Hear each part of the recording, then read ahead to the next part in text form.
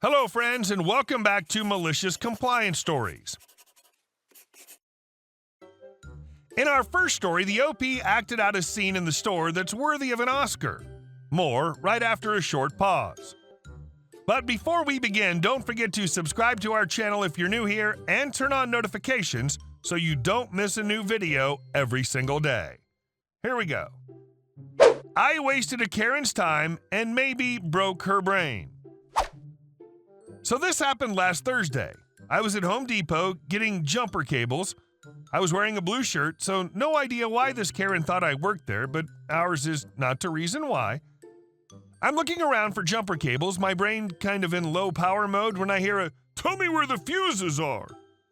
I do a half turn and say, what?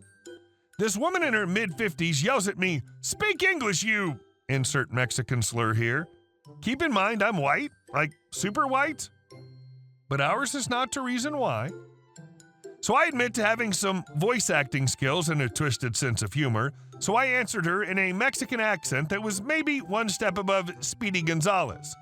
In my defense, I didn't have time to prepare a better voice, so I say, "Oh, sorry, Mia La Punta. How can I help you?" "Where are the fuses? I need them for my house." Me.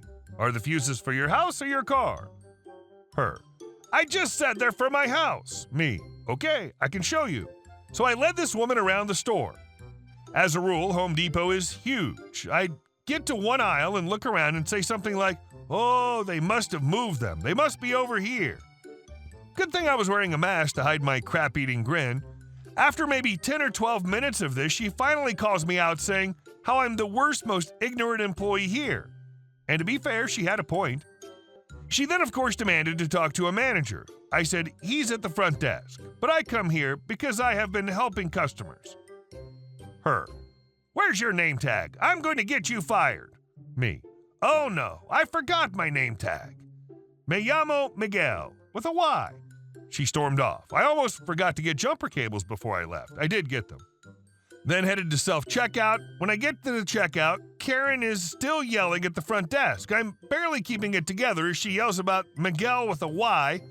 Karen sees me and points. "That's him! Miguel with a Y! Fire him now!" Then the best part. The manager starts to reprimand me. I mean, how bad is employee turnover that he doesn't know someone doesn't work there? I then answer in my normal flat Midwest white guy voice, "Sorry, what's this about?" "I don't work here. I just came in for jumper cables." The manager looked confused, didn't really say anything. Her brain just stopped, I guess. Karen hears my voice, starts screaming not even real words. Did an angry Karen dance. I managed to not bust out laughing, which I think means I should get an Oscar or something. I buy the cables, say to no one really, "Wow, this never happens at Lowe's," and walk out. And our second story. Read all the manuals before proceeding. I accepted my first full-time job at a hospital laboratory. I arrived at 7 a.m. and am excited to work only to find out the manager, 1, wasn't in the building, and 2, hadn't told the supervisor I was starting that day. Nothing's been set up, nor was a training schedule sorted out. Okay, the supervisor sits me down with some manuals and asks me to read them. I read them all. I'm a very fast reader. And after 2 hours, I'm now ready for my next task. She knew I was to start in the blood bank, so off to the blood bank to read their manuals. I finished those books after a couple of hours and am once again free to be trained. The supervisor shrugs and sets me up on the bench to start the hands-on training component. About an hour after this, the manager arrives. My first interaction since interviewing is watching the manager completely chew out the supervisor as I was supposed to read a whole other set of manuals that were kept in the manager's locked office. And it's somehow the supervisor's fault that I'm not completing the appropriate task. So I'm seated at a bench and start reading the next stack of manuals. I was pretty irritated at this whole process since it was entirely the manager's fault that I hadn't completed all the reading. So after reading the manuals, I proceeded to give her a list of 50 questions, which were actually errors in her manuals.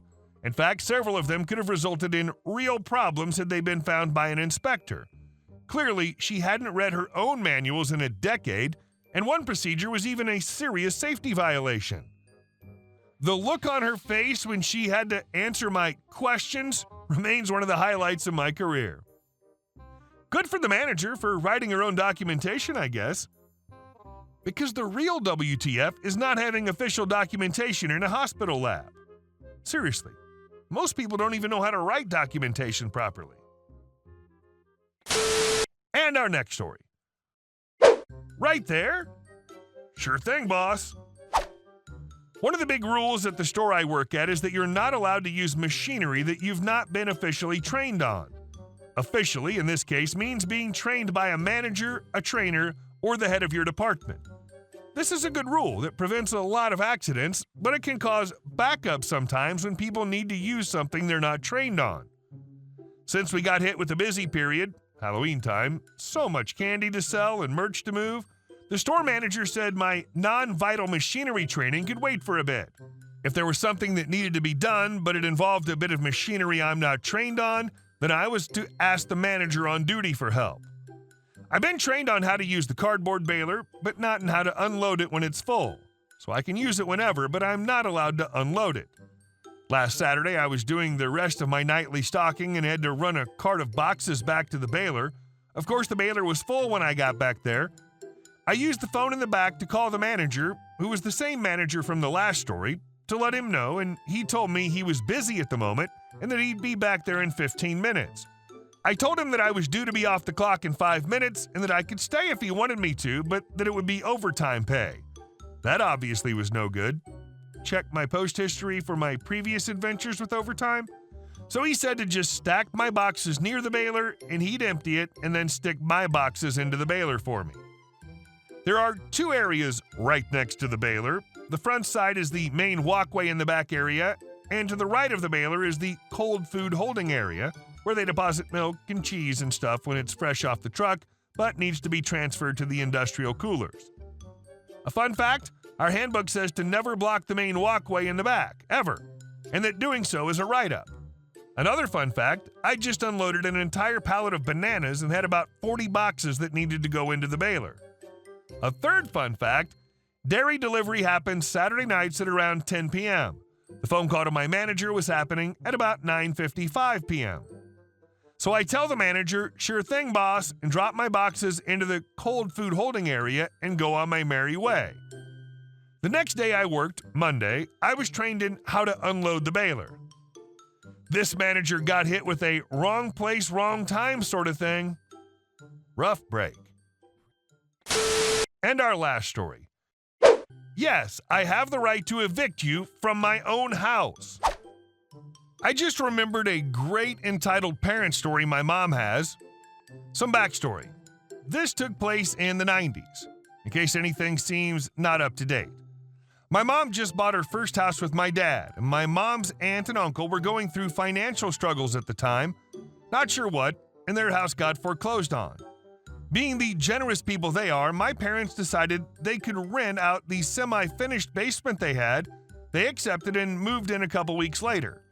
The first days went fine, or so they thought, and they respected their privacy and didn't go down there, and they came up and ate dinner with my parents in the evenings. Then a strange smell that smelled like a combination of all alcohol and cigarettes known to man started seeping upstairs, so my parents investigated. Here's where our lovely story begins. Cast: entitled aunt, entitled uncle, mom, dad, P1, cop 1, P2, cop 2. My mom knocks on the door that led to the basement. No response. She cracks the door open and calls for them. And oh boy, did hell break loose. Here's the conversation that follows. Aunt and uncle simultaneously with very harmonic sound, "How dare you invade our privacy? We are calling the cops." Dad: "Well, good friggin' luck with that. You seem to think that this is normal." Uncle: "Are you kidding me? Stop breaking into our property. This is trespassing." Mom, raising her voice angrily, "I'm sorry if you're out of touch, but this is our house that we rightfully own, and we offered you the basement at $50 a month just to be gracious. Could we please check on what's going on down there? It smells very strange."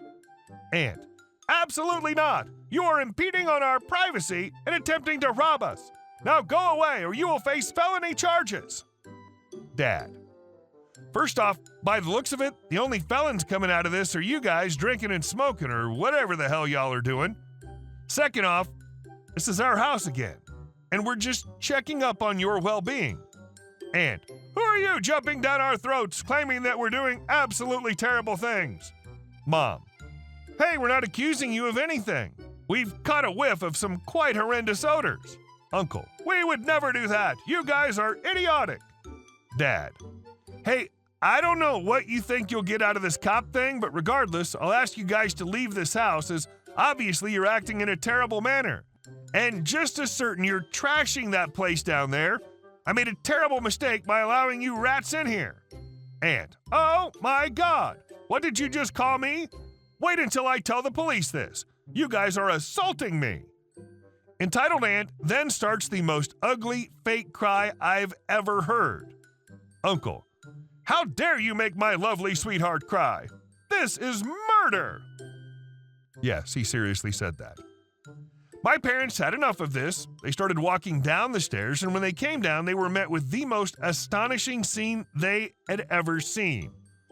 The place was absolutely destroyed. The beautiful living set my dad inherited from his dad, destroyed. Holes everywhere, covered in cigarette ash. There were piles of illegal substances. Damages were in the thousands. What happened next was a ton of yelling, fighting, and the entitled aunt and uncle playing the victim card and so on for about 10 minutes. Dad sent Mom to call the police. When the police arrived, the already effed situation went further south. Entitled Aunt: yes, she said this word for word. Thank goodness you arrived, officers. You saved me just in time. These two horrible, insert racial slur even though we're white, were about to kill me. They ransacked my house for no reason. We are completely traumatized and demand that you arrest these people immediately. The officers were just dumbfounded because it was obvious what happened. Mom told them everything. P1: ma'am, I'm sorry, but you and your husband are under arrest for verbal assault and destruction of private property. Uncle: excuse me? What the hell do you think you're doing? You're telling me you're on this rat side too? Great. Time to send more Jews to prison. He then grabbed a broken beer bottle and lunged at P1. P2 tackled him just in time, and P1 arrested him. P2: also evading arrest are now added to your list of charges. Congratulations. Entitled Uncle threw around a bunch more insults and slurs, and both of those oxygen thieves were sent off to the county jail. It turns out that P2 recently was in a similar situation as them and ended up becoming great friends with them. She eventually became my main babysitter as a kid, and she was an amazing role model. The entitled aunt got locked up for a bit for multiple charges, among other offenses, and the entitled uncle got screwed even more for the attempted assault part. My parents cut contact with them, of course, and I'm pretty sure they're still homeless today. Love how you called them oxygen thief. That's a cherry on top. Hey guys, thank you all for watching the video. I'll see you in the next one.